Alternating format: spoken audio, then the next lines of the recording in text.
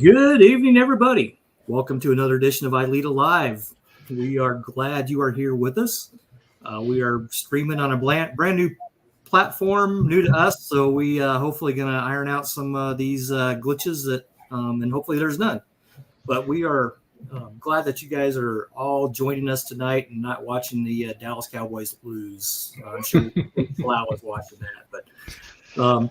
Hey, before we get started, I want to give a shout out to all the members that have submitted ILEETA articles. I think this is going to be one of our biggest ILEETA journals ever.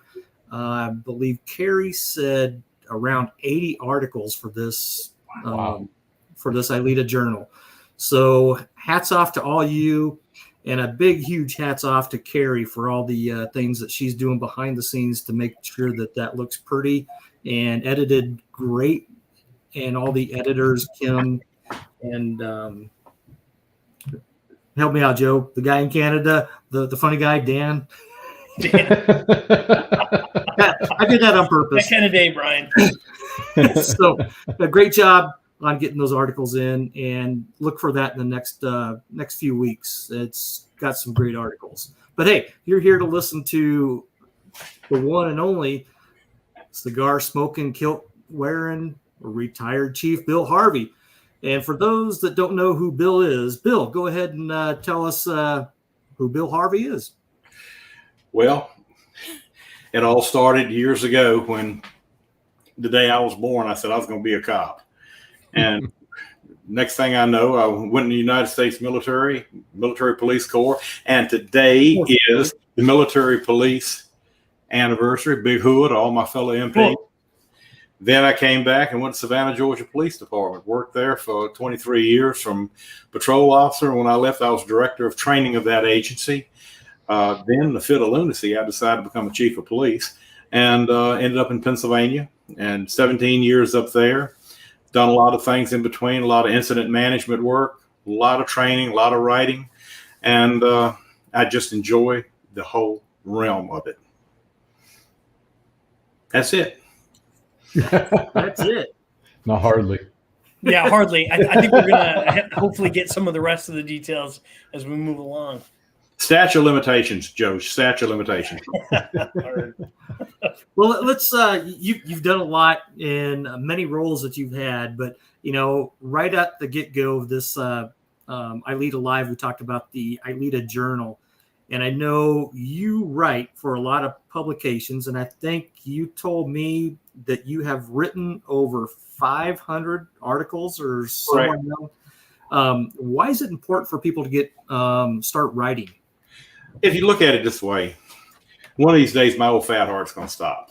And a lot of the other writers, too, they're going to retire or go away. We need to develop new writers for the next generation.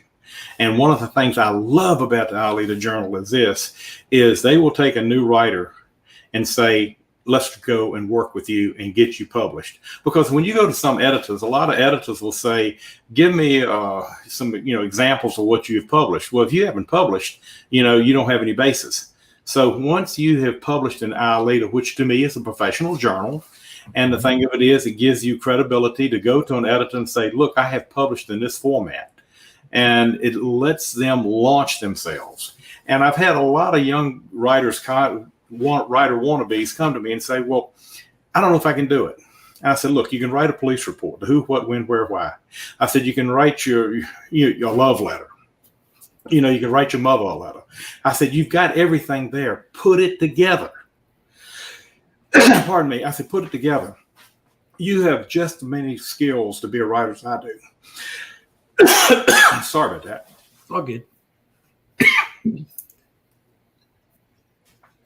So the thing of it is, if you're listening tonight and you say, I think I can write an article, hey, do it. Try it. You'll be surprised. And when you open it up and you see your name published that first time, it'll grab you and it'll set the seed to do more.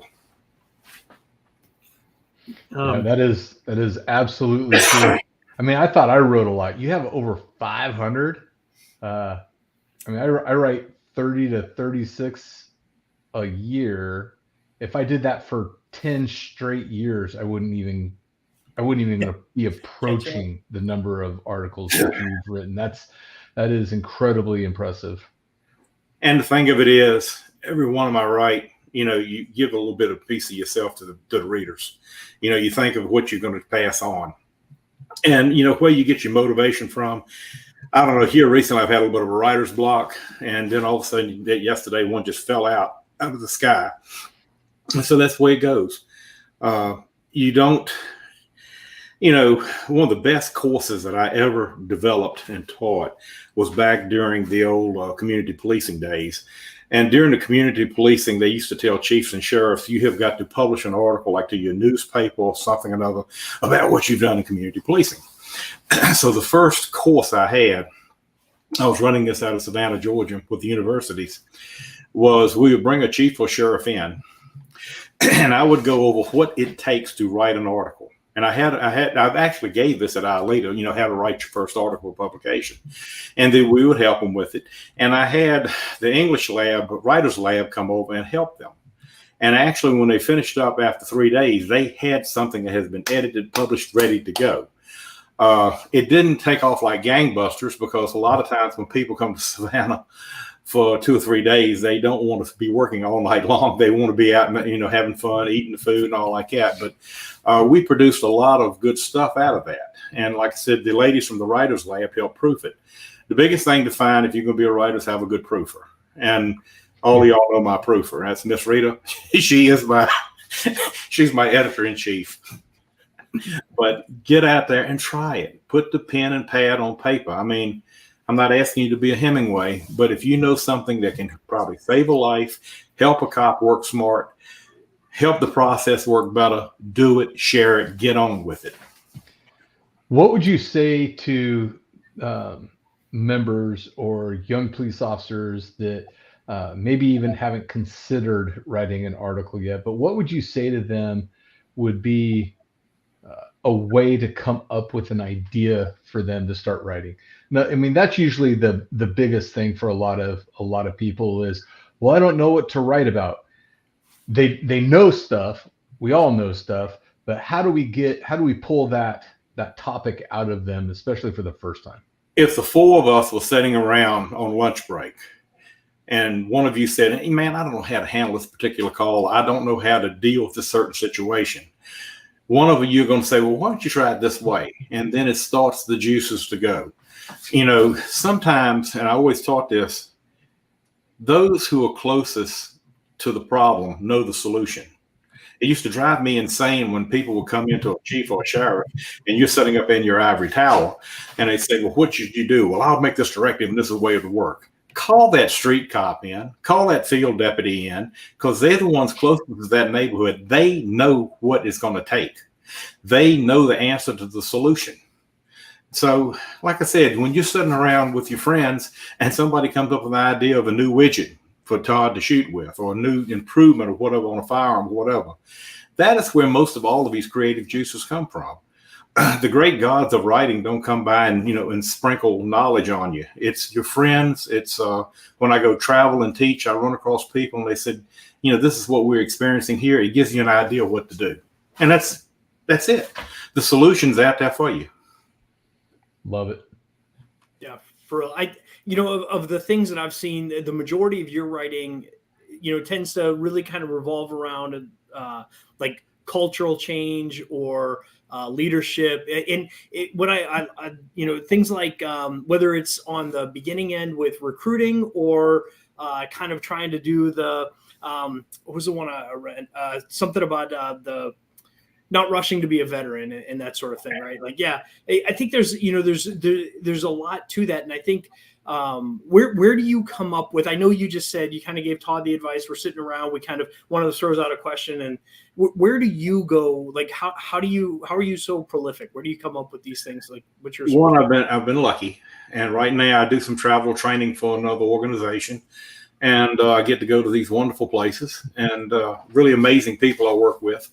And, you sit down and you talk to other cops and listen to them, and they tell you, what their problems might be.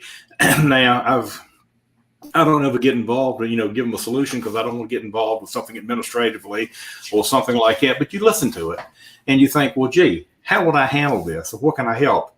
The one about rushing not to be a veteran, I was teaching a few months ago, and there was this kid had obviously went to the cop store and bought everything Nicky Neat, tactical cool that you can wear possible. I mean, I just looked, I was amazed. I'm like, wow. And, he was trying to use all the jargon and all like that. And I'm like, how long has this kid been on the job? And they said, oh, he's been here like 6 months. He's a hard charger. And I'm like, you got to pace yourself. You need to, hit your first home run. You got to get a bunt to get on. You've got to just pace yourself. You can't rush it. And that was one of the best ones. I've had a lot of good feedback on that one, Joe. Thank you. Yeah. Well, I mean, it kind of resonates, actually, since we're on the topic, that pacing thing. I mean, I think, all of us are, kind of been doing this for a minute, but even still, it doesn't matter where you're at in your career when you take on that new thing, whatever it is. You mentioned you're teaching for an organization, or, Todd, you take on a new topic, a new course that you're trying to push. Everything at least from my own experience, I feel like I want to get after it right now. I want this to be a success right now. And once in a while to have somebody just kind of remind us, just pace yourself. It'll come in time, and you got to put in some miles to get the jargon right, as you put it. One thing I always tell people about training is one word you should avoid at all costs: mandatory. This is mandatory training, which to me says it's going to be, mandatory fun day.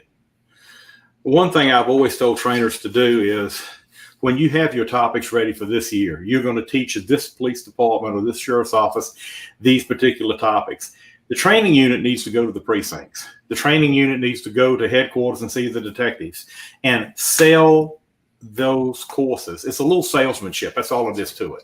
Wait till you get here, you're going to enjoy it. Because what happens when you go to mandatory state-required training? It's like, oh, here we go. And this way, at least give them some excitement or some reason to want to come there. So sell your product. And if your product is mandatory training, mandatory fun day, sell it. Don't ever go, oh, you're going to really hate this. I always hated when trainers say, you're going to hate this program. Then why should I even teach it? Then why should they even take it? A little salesmanship goes a long way. Absolutely. Yeah, I was talking to Kerry Mencior a while back. I don't know, maybe you're familiar with him. I know a couple of the other guys are, but we were talking about CPR, for instance. There are only so many ways to make that course, especially you've done it X number of times throughout your career, and it make it fun and interesting. And, I think when you could take a course like that, and I think that's something, putting in some miles on mandatory training, and many of us have had to do that mandatory podium time where I really don't want to be teaching this. You really don't want to be here learning it, and you just do the best you can with it. And I think doing those miles with some intentionality, like you just said, can make a world of difference. And it makes you a better trainer for the fun stuff, I think. The way I always did the mandatory CPR and first aid, years ago, I taught for American Red Cross as a volunteer trainer. Did it for about 20 years. And I sat there, and I would always tell people I had data that I pulled down. And this may be old data from the American Red Cross. But I would tell them, said, look, for every 10 people I train here in this class, one of you will save a life. And you see them looking around going like, what is me? What if it's me? And then the other thing I will tell them is most of the people, those lives saved, is not somebody you see on the street. It's usually a family member or somebody within your circle of friends. Do you care enough about your friends and family to pay attention and maybe pull them through a rough day? And I've had some students come back and said, somebody got hurt, they broke their arm, and they come back and says, thank you. So sometimes when you feed them a little, little cheerleading, and it gets them moving along, and it helps. Absolutely. Bill, I've always looked up to you, and I've been to a lot of your classes at ILEETA. We've chatted many times in the bar, in the executive lounge at the bar. I've never been in one. Well, there was one bar. Brian was talking to somebody. Yeah, I could have swore there's a bar with a floor that was not straight. It was a little slanted that we were at one or two times. You have a lot of words of wisdom, in which, there's a image that reminds me of Bill Harvey and his words of wisdom. Oh God, do I have to explain this? I cannot resist putting that image up. But we have talked about many things, how to better ILEETA. We've talked about starting a mentorship program. We've talked a lot about writing articles. What would you say as a mentor is important to newer instructors just getting into the business of teaching? I just wrote that article yesterday. Oh, wow. Posted somewhere? Yeah. No, the thing of it is, if you can find and I'll use the term, it's a term I've used loosely through the years, road dog. If you have a traveling trainer, we used to call it in Georgia, we were road dogs. DAWG, go dogs. Anyway, not Nebraska. But anyway, if you can find that old senior one, they'll help you. And a lot of the things is something as simplistic as what to take and what not to take. I had seen some traveling trainers show up, the new guys show up, and they had enough stuff to deploy for 6 weeks. And a lot of times you have to go as a minimalist, especially if you're flying in and flying out. You got to carry your carry-on because you got quick connections. You don't want your luggage going to some exotic place that you're not going to. But also to learn your equipment, and listen to them on how they set and manage. Classroom management is something you have got to learn. You can take all the classes you want to on it, but managing the classroom is probably one of the hardest things I've ever seen. And when I was a master instructor trainer in Georgia, so when we do instructor school, it was 2 weeks, and I always told them, I said, here is what I want you to know. You've got 30 people in this class. Number one, if you go to all this leadership training, they always say span of control, no more than 1 to 5 people. That's all you can manage. I got a young trainer handling 30 people. Okay. So that's a hard job to begin with. But I said, understand those 30 people in your class. The first 5 on the front row, they're going to be there. Teach me. I want to learn. I want to get promoted. I want to go home safely. I want to learn to be a better officer. These are the ones you live for. The 20 in the middle are like, it's mandatory training. Don't make it hurt. Do we get out early for lunch? And then you've got the 5 on the back. I retire this year. I'm just here. Can I leave? I'll give you $20 if you let me go. And I mean, you've got to bring those 5 in the back row in. You've got to engage those 20 in the middle. You live for those 5 in the front. Okay. But that is the hardest thing to learn is classroom management. And if you can ever accompany a senior instructor and see how they manage, especially a class where you've got a lot of disinterested, don't care, mandatory told to be there, voluntold, watch how they manage. They're magical, and you can learn a lot of good tips from them. At least that's my opinion. 100%. Absolutely. Great advice. Hey, Bill, I'm really curious. You do a lot of work with LSU with the NCBRT ACE program. Mm-hmm. And I know that on social media, you post about some of your travels and some of your classes, but I also know that there's a lot of ILEETA members. There's a lot of people that aren't familiar with that program, what's available, what you do in particular within that program. Can you talk about that a little bit? LSU is NCBRT, and we do everything from foodborne safety to hazardous materials, the suites for, the hazmat people. We do a lot of stuff on the tactical end. All I do is the run, hide, fight, which I dearly love, and I'll come back to, and I do combined complex tactical attacks. I only do 2 things. We've got some amazing instructors there. Several of them are our ILEETA members. And I think we've recruited some people through the years as we traveled around. I am totally sold on the run, hide, fight.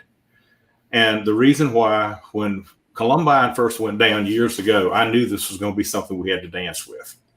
I knew it was going to be something we were going to be dealing with. And the way we respond to active shooter has changed through the years. And we've modified it, we've made it better, and we're still working on it. But the thing that gets me is, and this is the reason I'm so sold on it, children in school have been trained. But I got moms and dads and uncles and aunties that have never been trained. And I look at people and say, Right now, if you walked into a dark sky day, as I call it, you got to look at your 10-year-old granddaughter and say, what does Uncle Bill need to do? It's time for us to be adults. It's time for us to learn and for us to be the leader of the pack and to look over our families and friends. And we sprinkle a lot of stuff with the run, hide, fight. Just, a lot of safety tips as well, because a lot of people have not had these things.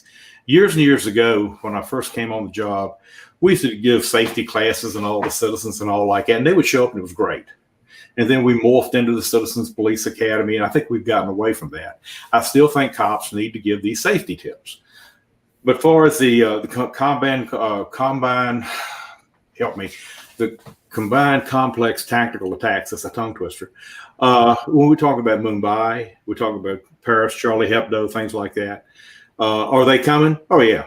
I mean, without a doubt, my personal opinion, this is not an opinion from NCBRT. What happened in Israel, that was a combined attack. That thing was a very complex, multi-site attack. We all agree on that.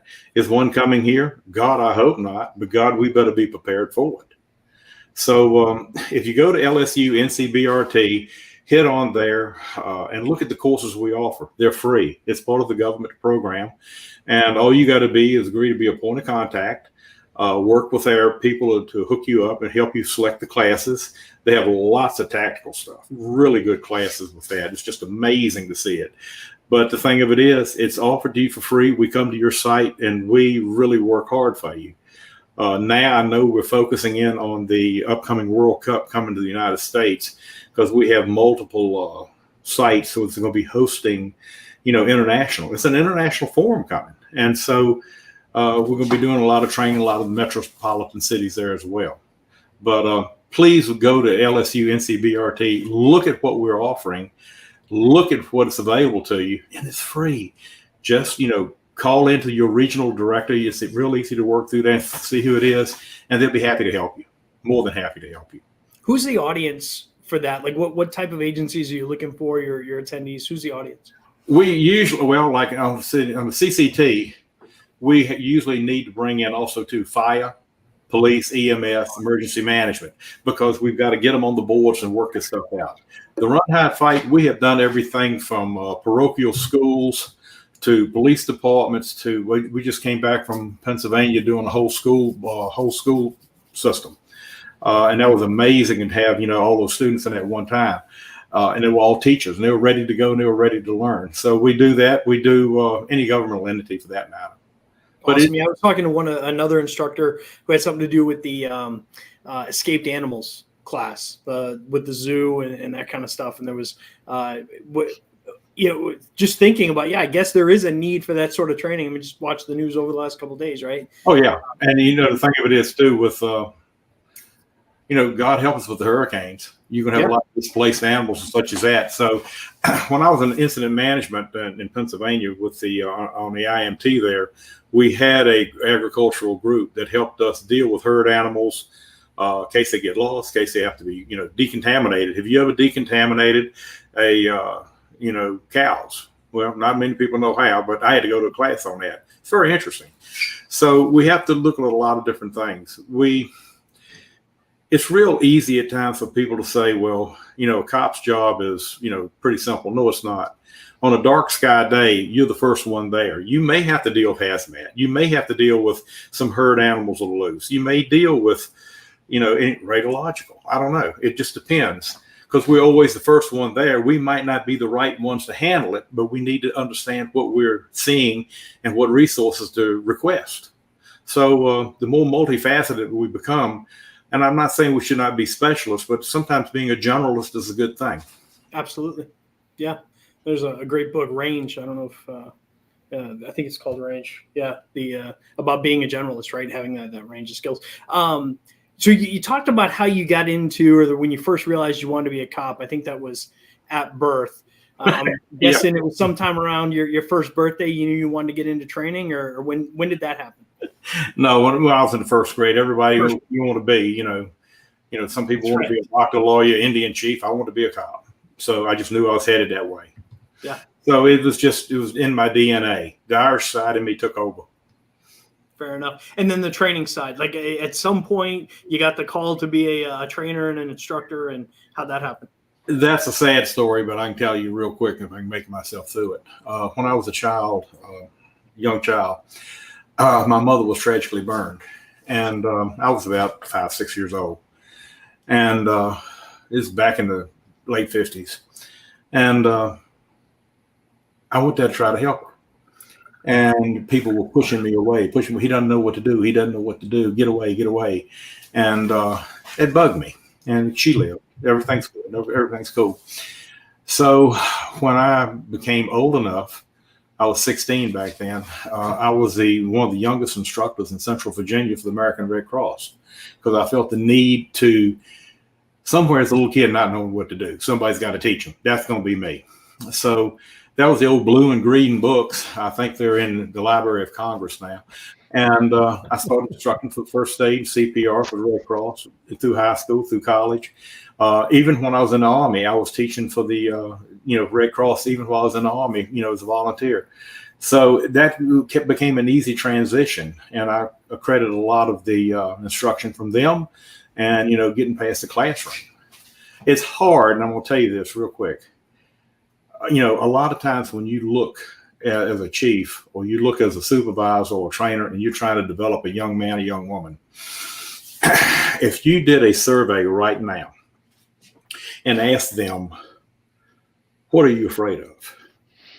And it's not going to be the big snarly beast that's going to come out. It's not going to be some deranged guy with a gun that can shoot better than Todd Fletcher. It's going to probably end up being, I don't want to get in public.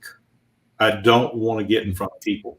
If you can find these young officers that can get in front of a person, maybe it's a DARE program, or maybe they might teach one of the little safety programs, whatever, and you see right then they can get I know they're going to feel like they're running with scissors, but if you can see them get up in front of a class and say, I think I can do this, start developing them now, because they're rare. If you took 10 cops now and looked at them in police academy, maybe one might become a good instructor. A couple of them may try. What ruined a lot of us instructors, and I have seen some chiefs and sheriffs do this and say, if you want to be promoted to corporal, sergeant, lieutenant, you got to be an instructor, you got to be an FTO, you got to do this, this, and this. And I have seen some, keep your mouth clean, Bill. I have seen sorry instructors. I've seen some horrible FTOs, but they're getting their dance card punched. And to me, I think they've done an injustice to students and to FTOs. But to put this, obligatory thing saying you've got to do this to get promoted, not everybody can be an instructor. An FTO to me is a hard job. It's heavy lifting, because you're one-on-one and you're stuck with them for 8 hours or 10 hours. Brian said he works a 10-hour shift. Can you imagine teaching Brian for 10 hours? But the thing of it is, the other thing I want you to think is, look at the investment. One bad instructor can ruin a whole generation. So invest well in the young instructors, mentor them. And we used to have a thing we worked up. And it was an article we read called The Good, Bad, and the Ugly. It's going to sound weird, but just put up with me. In every class, you're always going to have those 5 in the back row. Well, years ago, when we were transitioning to a couple of things, defensive tactics systems and a couple of them, subject management systems, we knew we were going to be getting kickback. So what we ended up doing was we looked at the individual precincts and all, and we picked out we know to be the problem students. We picked them and put them all in one class. Okay. In that class, we doubled up the instructors, and all of us were senior, gnarly instructors. We did not need to leave no new kid to it. And then a lot of them is a little bit of a psychological impact to them.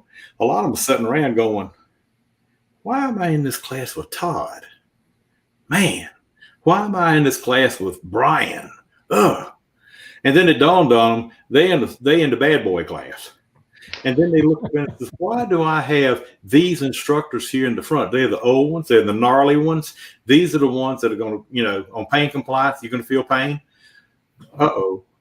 Calming effect. It went beautiful. Now, the ramification of it was all the other classes went like a snap. And all the other classes, I could put a junior instructor with one senior instructor and they could handle it easy. So sometimes your classroom management it's your survival link at times. So Bill, you've mentioned the classroom management a couple of times now. Let's zero in on that a little bit, because I think we all have an understanding of what it means to us, but couple of quick tips for classroom management. What would you say kind of the high points on managing a classroom? Always be there early. First thing I want to do is make sure I see every student walk in, because there's always one of them's going to have a question. I may have a physical, I may have, a bad knee today. I may have some physical limitations today. I'm on call for court if I get paged. I am old when I say pager. If I get paged and I have to, get called, there's always going to be a few that's going to have questions. If you get them in and alleviate those questions and put them at ease, don't take a lot of pressure. That takes a lot of pressure off of them. Keep that company. The K-9 officers just showed up. But the next thing of it is be available on the breaks, because there might be a question they want to ask that they don't want to say in front of their colleagues. I need to ask a question, but I need to ask this offline.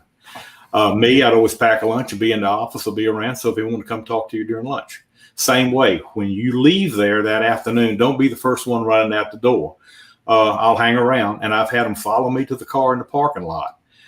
I think that also, too, puts out the feeling that, okay, I can trust this instructor. They were there for me.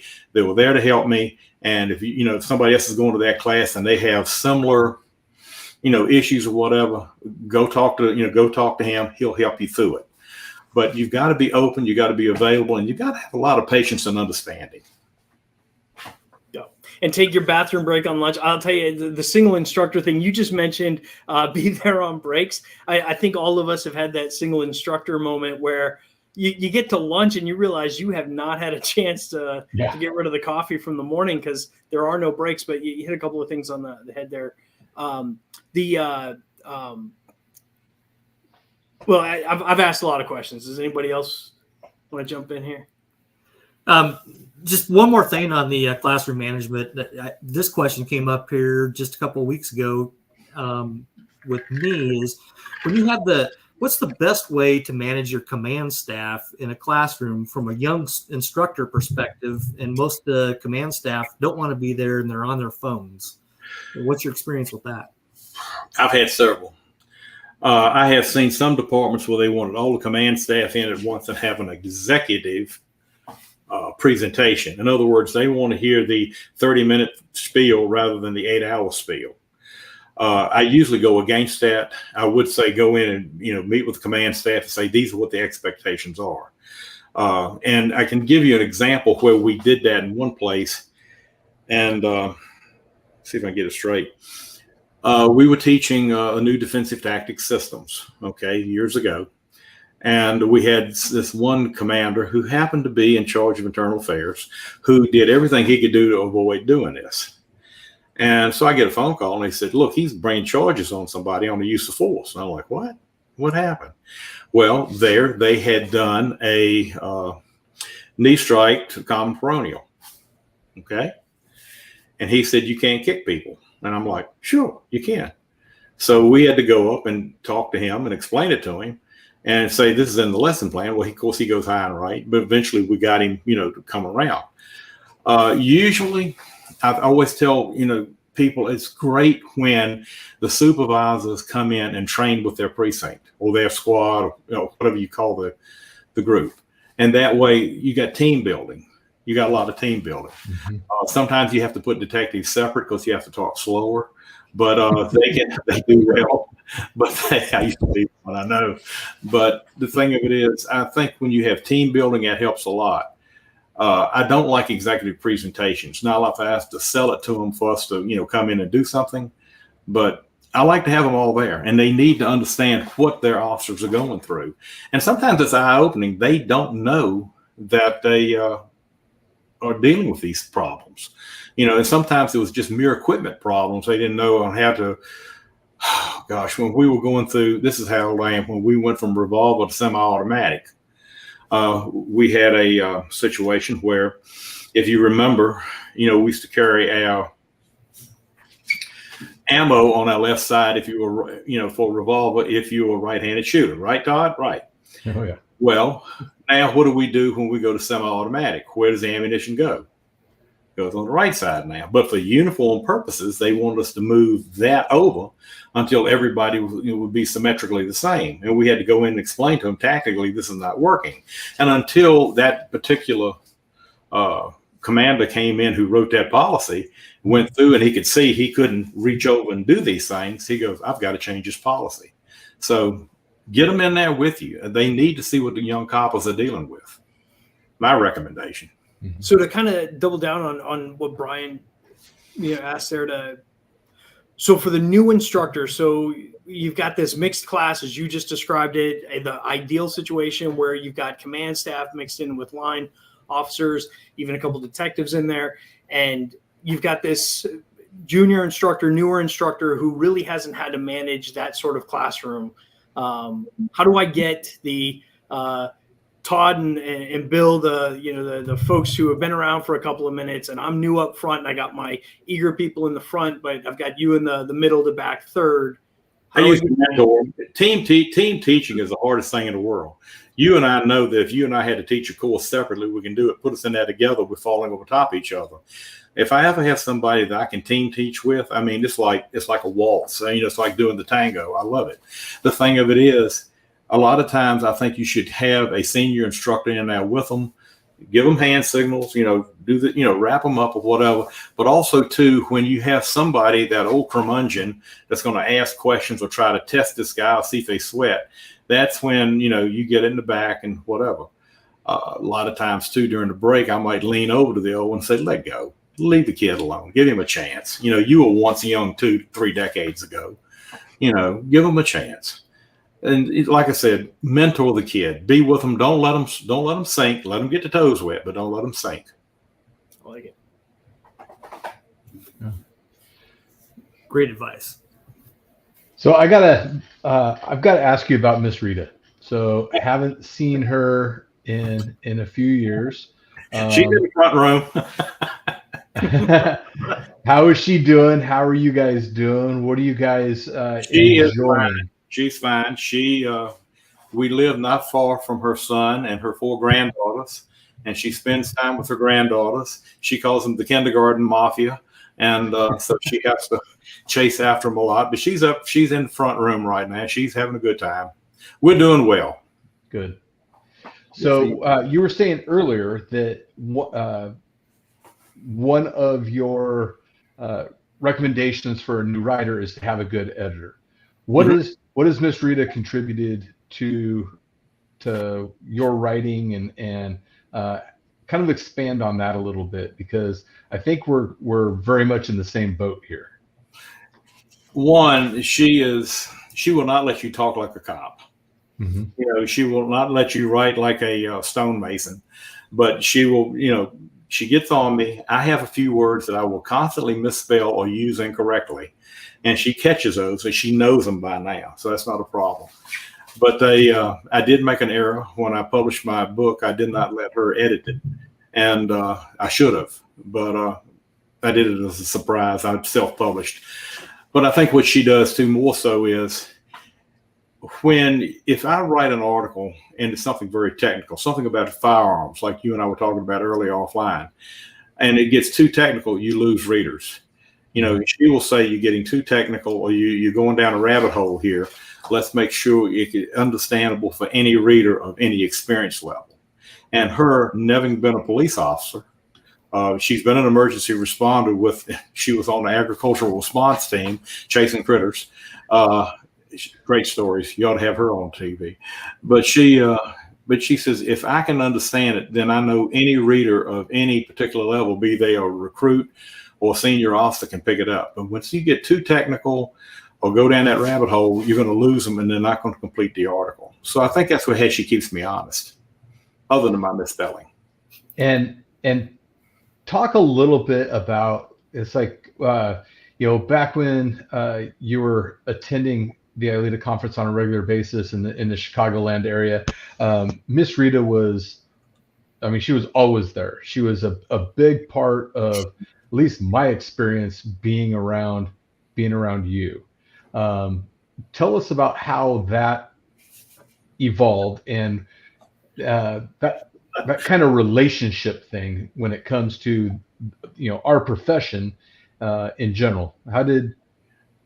What kind of advice You would need to interview her on this because I'm getting in trouble. But she and I, you know, okay, I'm number two for her. She's number two for me. You know, so, and the thing of it is, we collectively, I think, had a bond. You know, she loves being. She has been probably the best police chief's wife ever because she never got involved, but she was always giving me, you know, good counsel in my ear when she was there. Very polite, very what's the word I want to say? Very respectful of all peoples that we dealt with. She's just got a personality that makes up for some of my voids, I think. But the thing of it is, she brings a perfect balance to me. I can't complain. But like I said, I cannot describe it in 10 words or less. Well, what relationship advice would you give others based on your guys' experience in, you know, bringing your spouse into what you currently do? They need to understand. They need to understand. I mean, I don't care if you're a police officer, firefighter, EMT, whatever you are. I think your spouse needs to understand some of your stresses. I understand that sometimes you come home, and you've got the burdens on you that day. And, sometimes they'll know what to say, what not to say, and also to sometimes get you from it. One of the biggest things I see a lot of young police officers do, and I think it binds them down, and I was one of them, we tell them get a hobby. And what do? They go become a competitive pistol shooter. They get into the martial arts. They get into heavy weightlifting, physical, whatever. And like that just stresses you out even further, and sometimes you need a calming effect, Brian Hill, he collects butterflies. But the thing of it is, you need to have, some calming experience about it. And I think also too, they can read you. And the last thing you want to do is come home grumpy and you got the kids and the kids have had a bad day and all like that. My first marriage, no, that never happened. This one, thing of beauty. The thing of it is having that spouse with a balance. I've always recommended in a way, and a lot of people laugh about it, is if you have a Citizens Police Academy or you have some type of presentation so that to familiarize your citizens with the police, let them go in the back and be incognito. Let them go and understand what you're going through. If there ever was somebody could teach a course on, being a good cop's wife, she'd be the instructor, but she's not going to get them for class. She's one of those who won't do it. I think it's important that they understand the stresses. And I think they also too, if you look at it, sometimes, a marriage can be too close. And if you go look at the Parthenon or any of the, ancient, architecture, they're spaced out to carry an immense weight load. If you put them too close, it would teeter. But there's a little bit of space, and that carries a great weight load. And sometimes you need marital space. Sometimes you need occupational space. And once you learn to achieve that balance, you can carry a much stronger workload. And I think that's, one of the things that's been successful for us. We both have our hobbies, both, do what we do. But it's a good question. Well, I appreciate the fact that you're willing to share that, because I know that there are a lot of people that have attended the conference for a number of years that saw you guys together, and checking out your posts on social media. Yeah, you're always involving her, and we're a team. It looks like something that you had information to share with younger cops, younger couples involved in this profession to kind of help. The only advice I can give anybody about ILEETA, and I've given this advice to chiefs and sheriffs, and they cannot seem to get it through their head. And if I could be the salesperson for ILEETA, I would tell them, the idea of sending someone to this conference, we have one person, maybe two, and they're going to take a bunch of classes, come back and teach everybody. No. If you look at the investment of sending your training unit all in one lump, And then I say, Joe, you go into these courses. Brian, you go into these courses. Todd, you're going to take these courses. Then we'll come back and share. But you go as a group because, one, you know, and I know, if you're going there for certifications, you cannot make them all. You can, no way you can do it, and no way you're going to get to see everything or meet everybody. So I've told several chiefs and sheriffs, take 2 or 3 of your training unit, if you, many as you can send, 4 to send, put them out there and just let them absorb it. Because I said, what I've always felt about ILEETA is this: we are going to teach you, or we're going to premiere next year's problems. So get ready for it now. Get ahead of the curve. And I think it's happened in some places. I think I've had good conversations that way. But a lot of times when I tell them, if you're going to come there and just send one person to absorb everything, it's totally impossible. And I don't know if it can ever be done. Send the team training. Absolutely. Often what happens is they do send that one, and then the smart ones, when they, you know, that officer gets back, they say, we got to send more. They support that. And we see it quite often that, you know, they'll send one person almost as a recon, and they just cannot absorb everything, like you said. And they'll say, we got to bring more back next year. And yeah, you just laid it out perfectly. Get the team together, you know, before you go to the conference, kind of highlight your schedule. I'm going to try to hit these things. This one maybe we'll go to together. I see that sometimes, like, people will go and they'll kind of work in a herd to get the classes. The right answer is to, you know, divide and conquer. And then we get together that night and compare notes. And, hey, here's what I went to. And if you can get into the next one he's doing on Thursday, I would recommend you go and get a different perspective. And the other thing about it, I try to tell chiefs and sheriffs, ILEETA is not a kick and shoot club. And I don't mean that in a harmful way.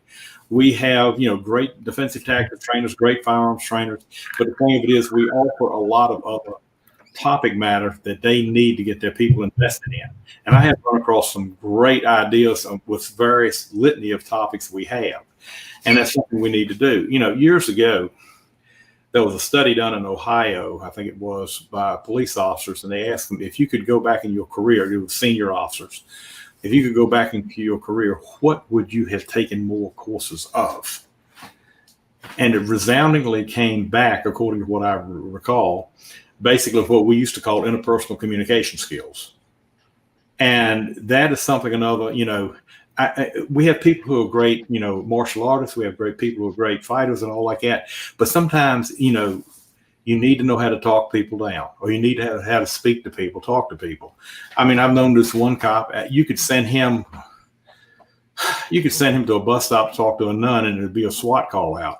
But then again, too, I have seen some people who talk people off the edge and come in and everybody's calming and happy. I mean, you know, we do offer those courses, and I always tell people, you know, take a strong look at some of the interpersonal skill courses, and, you know, and some of those courses that you can really apply, because you're going to apply that daily. You're going to apply that every day of your life. You might not employ, you know, physical tactics or, you know, arm tactics every day, but you're going to go, how many calls are you going to pull down a day of these jobs you're going to, how many people you're going to talk to. So this people skills thing is a huge thing, which I'm glad we're offering, and I think it's fantastic. Absolutely. And, you know, it's pretty cool because we do have bona fide members, hardcore, you know, shirt wearing members of the Kickers and Shooters Club, right? Like, you look at the population of members we have there, and they clearly know their business. In fact, you know, Todd runs a very successful, you know, shooting instructional program, and is clearly, you know, well qualified in that space, but always adds an element of leadership in every class, right? And what we really try to push, somebody asked me the other day, you know, well, can I do an operator level class at ILEETA? And the answer is no. You want the operator level mindset, but everything has an instructor development tone to it. So yeah, absolutely. But couldn't agree more.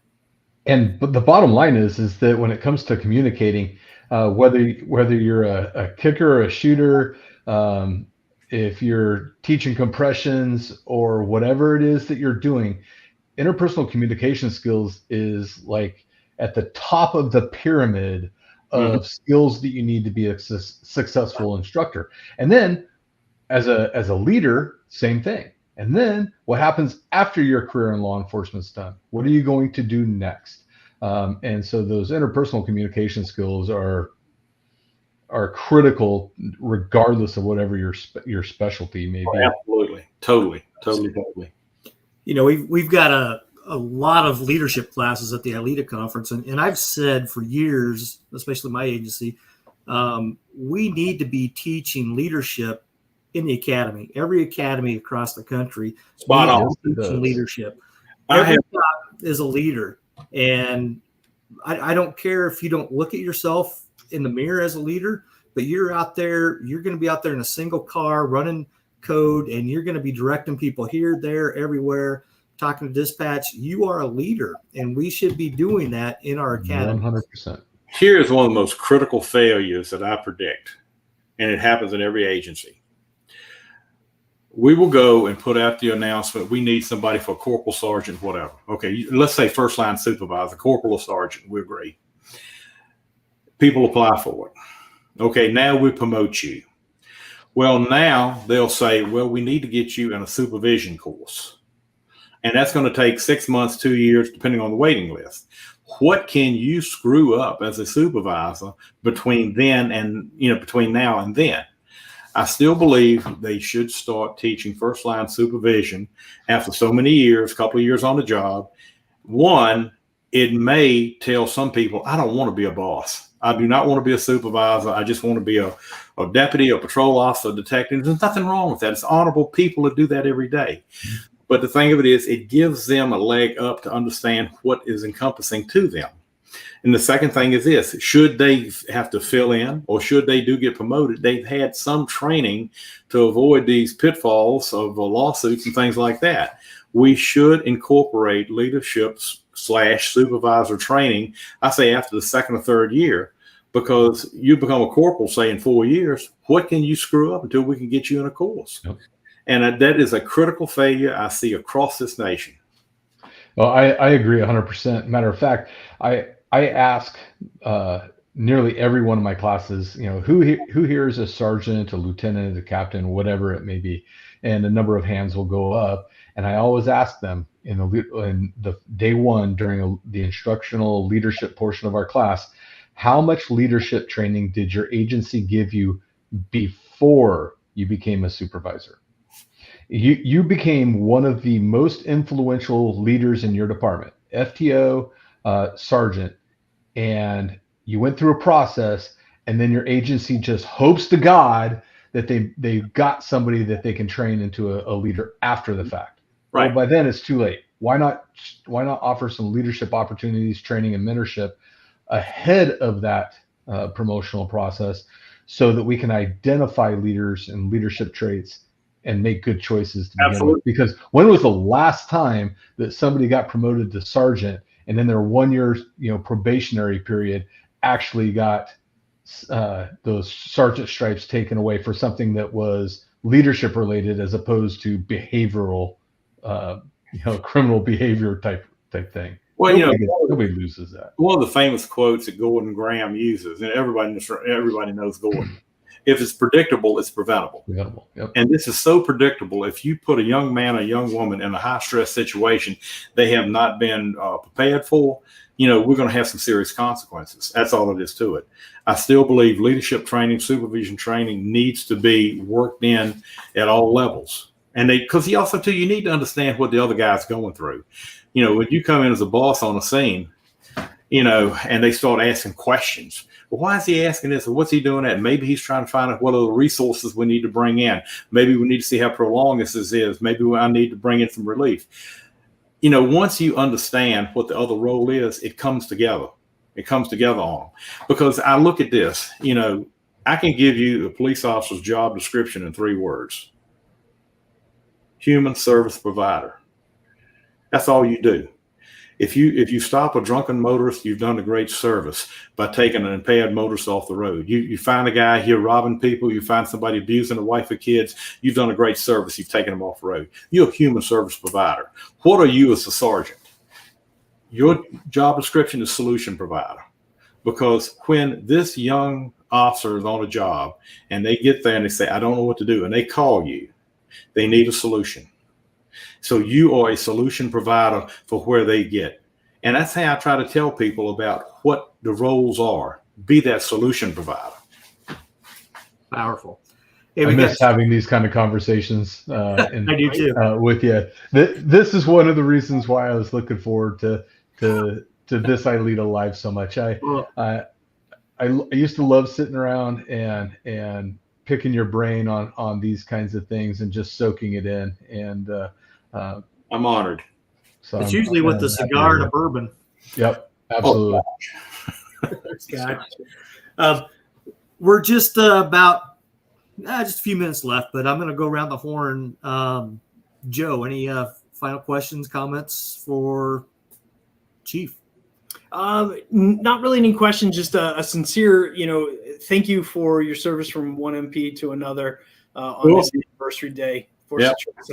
Appreciate, your conversation, wisdom over the years, and all of your service to ILEETA and the membership as an advisory board member and all the work you did. Thank you. And even though I'm not as active as I should be, I was honored when you made me an emeritus. That meant a lot to me. I was one of the original charters. I think my number was 26. Sure. And so when I was reached out and they said, would you go to emeritus status? To be honest with you, I teared up. I said, yes, this is great. I love it. Thank you. Todd, I just want to restate once again how happy I am to see you. I want to thank you for everything that you've done for many of us. Joe just recently posted something on the ILEETA Facebook page about thanking those that came before us or helped us get to where we are, and you have shaped a lot of what we're presenting in our classes today. And matter of fact, the class that I'm submitted to present at the next conference has your fingerprints all over it, and I want to say thank you. How many fingerprints? 9? Well, about 9.5. Okay. Brian? I just got to echo what everybody else has said. I mean, you have been a huge influence on me and the way I've been training. I've adopted a lot of your philosophies. I will never wear a kilt. That's one I will adopt. I learned to say never say never. But I just want to thank you for all the nuggets of wisdom that you not only given and provided me, but through those 500 and some articles that you pound out and throw out on officer.com, Police One, and all those other publications or all those other websites that you write for, to impart your wisdom on so many young and veteran officers and instructors. More Bill Harveys are needed out there to mentor and show some great thank you. Boost our young guys up. And one thing, famous quote from Hemingway: "There's nothing to writing. You sit at a typewriter and bleed." Sometimes it's hard, but sometimes it's good. Kevin Davis said, when you're writing articles, button seat, words on paper. That's what he's told me. But just 1 second, I'm going to give you the last word here, but I just want to give a shout out to all our members. Thank you again. We have 178 days until the 2025 ILEETA conference, and October 31st is the deadline to get your ILEETA instructor proposals in. There are quite a few that we've already have, right, Joe? Several? Yeah, actually, we've got just under 80 right now, and I've already gotten a bunch of calls. I fully expect we're going to be right around that, well over where we need to be by October 31st. So if you're like me, I'm sure you're going to be waiting until the last minute to get your instructor proposal in. That's just that's just some of our nature. Please don't. How do you do that? Thank you. Yep. Thank you very much for getting yours in. There were a bunch of people who got them in early so far this year. So thank you to all of those who have. Please pay attention to the character count. All those that have joined us tonight, thank you for joining us. We really appreciate you, and we always look forward to having these discussions, these chats, and somebody like Bill Harvey that's been around for a long time. It was a fun night. So, Bill, I'm going to give you the last word for our ILEETA members. Just remember who you're working for. I don't care who signs your paycheck. You work for Miss Smith. I don't know who Miss Smith is. You don't either. But someday she's going to have a dark sky day. She's going to have the worst day of her life. and one of you are going to get out of your car and go to help her. She doesn't care how flashy your lights are, how big your shield is, or how fancy your uniform is. She's going to look at you and say, help me. She's going to hand her child to you and say, help me. You're not going to give your kid to a stranger. You're not going to give your kid to a used car salesman. You're not going to give your kid to somebody walking down the street. But what I want you to do is give her the best you got. Because that night when she lays her head down, I want her to say, thank God Officer Brian showed up. Thank God. I don't know what department he works for. And I don't even know what kind of uniform he wore, but thank God he showed up. Always work for Miss Smith. Thank you. Thank you. Yeah. Ladies and gentlemen, instructors, officers, chiefs, lieutenants, sergeants, captains, thank you for joining us. If you're not a member of ILEETA, please go to ILEETA.org and look, just at least give us a look. And we'd like to have you as a member and join us at our conference in 2025. Thank you all. Have a great night. Thank you all. Great. Thank you. Honored. Ground.